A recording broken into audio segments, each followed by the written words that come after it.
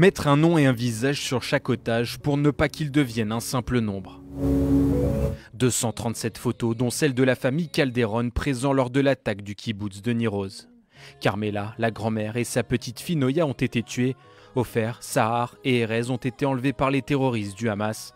Venu d'Israël, Ishaï, leur cousin, ne cache pas son pessimisme. L'espoir, c'est de dire qu'on veut les voir vivants, ou l'espoir, c'est qu'on veut savoir qu'ils sont morts.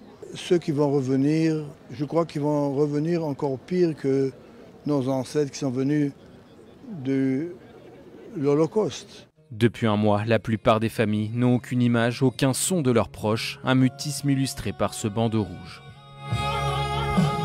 Le président du CRIF dénonce l'inaction de la Croix-Rouge, l'ONG pourtant active lors de la libération de 2 otages américaines. Nous demandons qu'elle se mobilise fermement parce que c'est sa responsabilité de s'assurer d'avoir des nouvelles de ces otages, de s'assurer qu'ils soient en bonne santé et qu'ils puissent, on l'espère, le plus rapidement possible être libérés. On vous oublie pas et on va les ramener à la maison.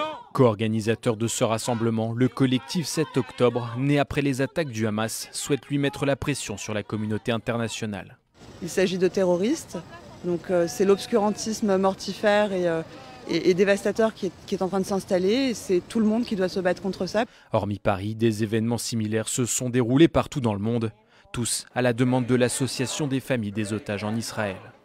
Aucune trace évidente d'Émile n'a finalement été trouvée 4 mois après sa disparition.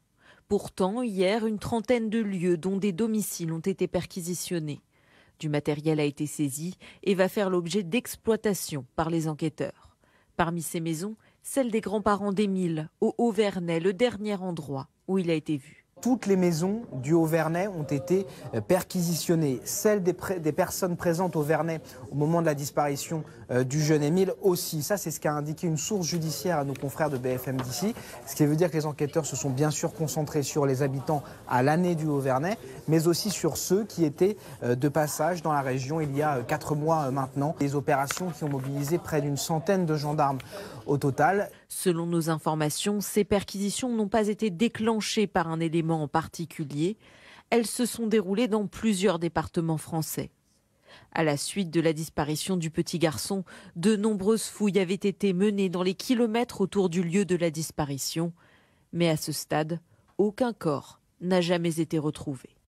Depuis 4 ans, le même rituel quotidien pour Amandine. Un sachet de collagène dans sa boisson. Moi, je le prends dans mes lattés, je vais le mélanger par exemple à mes tisanes, à mes thés, dans mes smoothies, ou je vais le prendre aussi en bouillon. J'ai senti tout de suite des bienfaits sur l'élasticité de la peau, une peau plus épaisse, plus rebondie, des cheveux en meilleure santé, plus de masse capillaire. Et après, c'est sur une mobilité globale.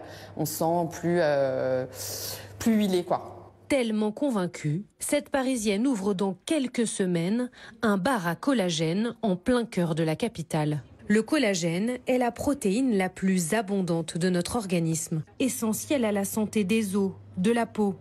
Mais à partir de 25 ans, le corps en produit de moins en moins. Ce qui est préconisé typiquement pour la prise de collagène, c'est de faire des cures de 3 mois en ne dépassant pas une dose de 10 grammes par jour. Tout le monde devrait en prendre. Sur les réseaux sociaux, les cures de collagène se multiplient. Et la protéine se décline sous toutes ses formes, d'origine bovine, marine, en gélule, en poudre.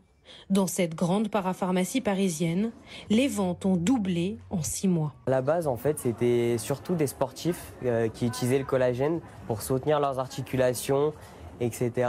Et maintenant, on a de tout type de personnes, que ce soit de 20 ans jusqu'aux personnes âgées. Seule contre-indication, le collagène est déconseillé aux femmes enceintes et aux personnes en insuffisance rénale.